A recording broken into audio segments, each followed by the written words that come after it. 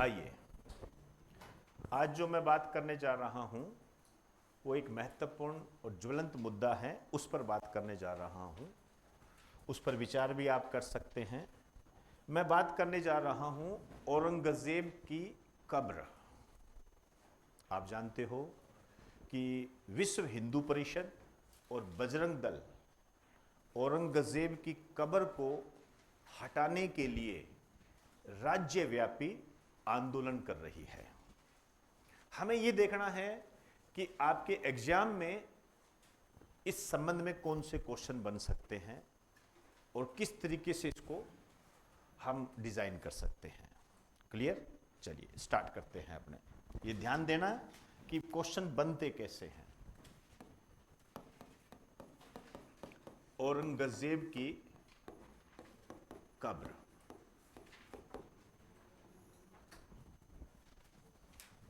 मेरी बात पर ध्यान देना, ठीक है ना? मैं बार बार रिपीट कर रहा हूं।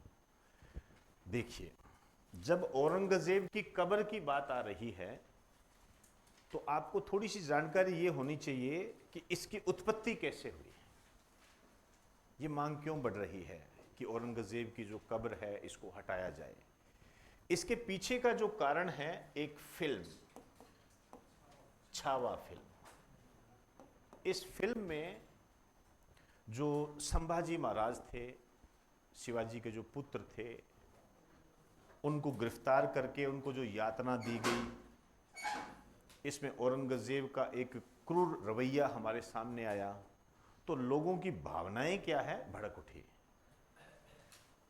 तो लोगों के दिमाग में ये चीजें होती है कि जब ये इतना क्रूर शासक था, इसने हमारे हिंदू धर्म को हानि पहुंचाने का काम किया, या हमारे हिंदू धर्म के जो रक्षक थे, संभाजी महाराज, शिवाजी महाराज, स्वराज के लिए जो लड़ रहे थे, उनको कैसी यातनाएं दी इसने। तो इस संबंध में इसको हटाने की मांग उठ रही है। क्लियर होगी बात सारी?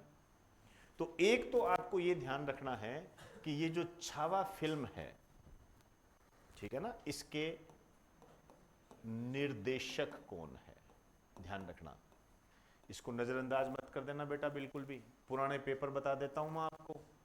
पद्मावत के निर्माता निर्देशक कौन है, आया हुआ है।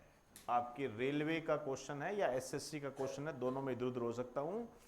पद्मावत में अलाउद्दीन खिलजी का किरदार किसने निभाया था? उसमें ऑप्शन बता देता हूं। रणवीर सिंह, रणवीर कपूर। ले बैठे लोगों को, अरे यार सिंह था, कपूर था। अब जो फिल्मी है उनको तो पता है, लेकिन जो फिल्मी नहीं है उनके लिए तो सिंह और कपूर एक जैसे ही है। समझे ना बात को? तो आपको कुछ चीजें ध्यान रखनी है। एक तो निर्देशक, और एक इसमें संभाजी महाराज का किरदार किसने निभाया।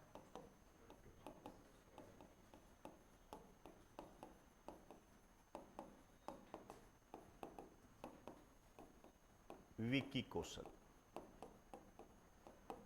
क्या मेरी बात क्लियर हो रही है? समझ गए ना?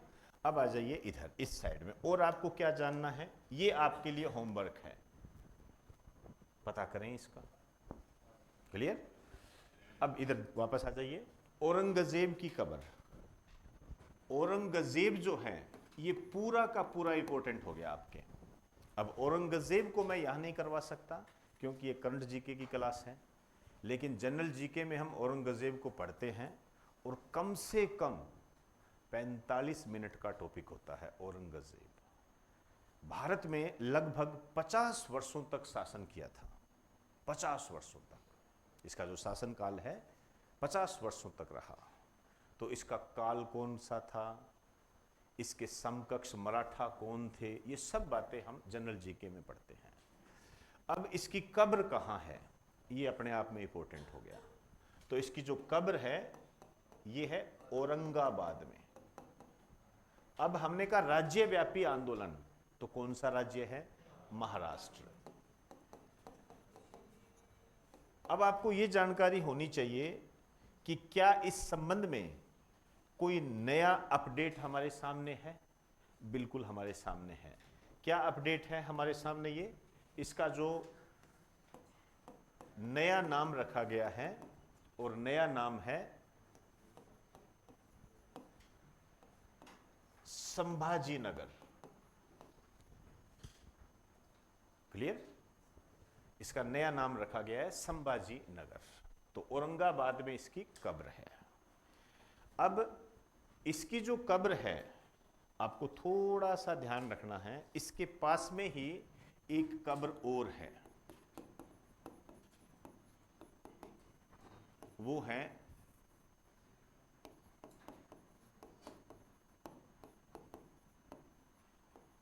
राबिया उद दुरानी की कब्र। राबिया उद दुरानी की कब्र। ये जो राबिया उद दुरानी है, ये कौन थी? औरंगजेब की पत्नी थी। जब हम पुराने पेपर देखते हैं तो ये वाली बात ज्यादा पूछी गई है, इसको ज्यादा पूछा गया है। राबिया उद दुरानी की जो कब्र है, इसे कहा जाता है बीबी का मकबरा।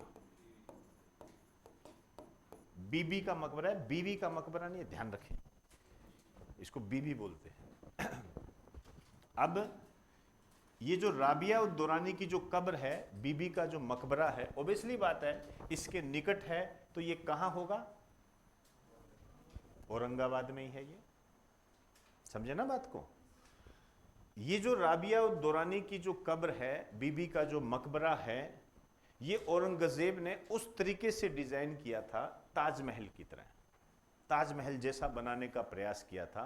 आप ये कह सकते हो कि ताजमहल की कॉपी बनाई थी इसने, नकल। तो इस कारण से ये जो मकबरा है, इसका जो निक नेम है, इसे कहते हैं ताजमहल की नकली प्रति। प्रति मतलब कॉपी।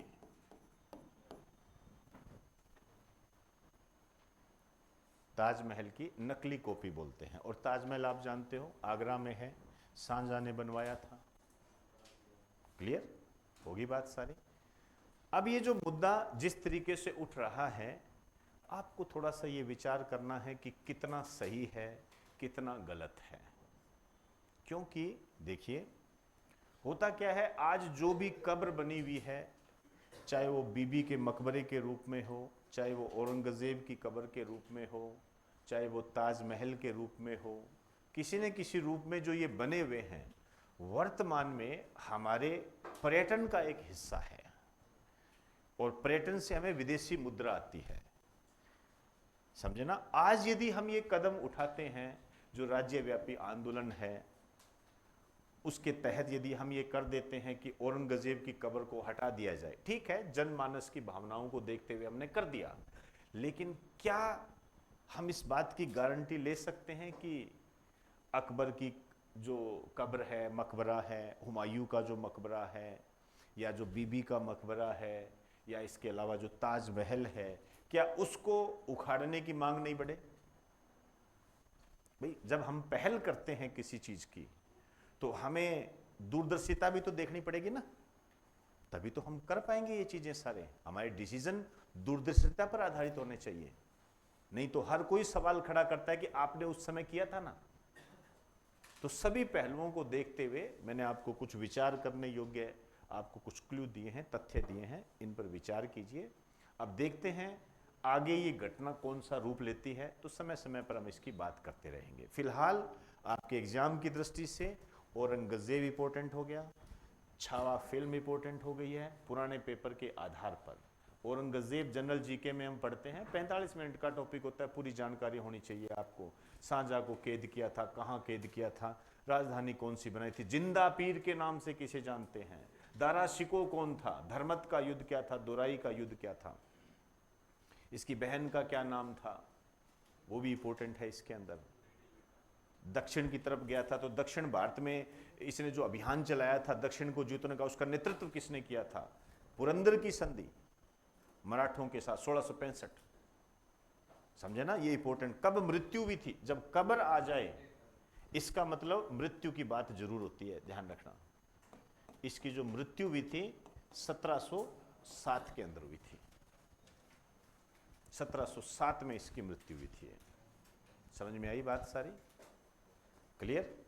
और इसका जो काल था, अब ये अपने आप में इंपॉर्टेंट बन जाता है। इसका काल था 1658 से 1707, ये काल था इसका। तो गौर से जब यदि आप देखोगे तो आपको लगभग 50 साल का काल मिल जाएगा। ये सही कह रहा ना आपको? ये है सारी। चलिए इसके आगे की बात कल करेंगे।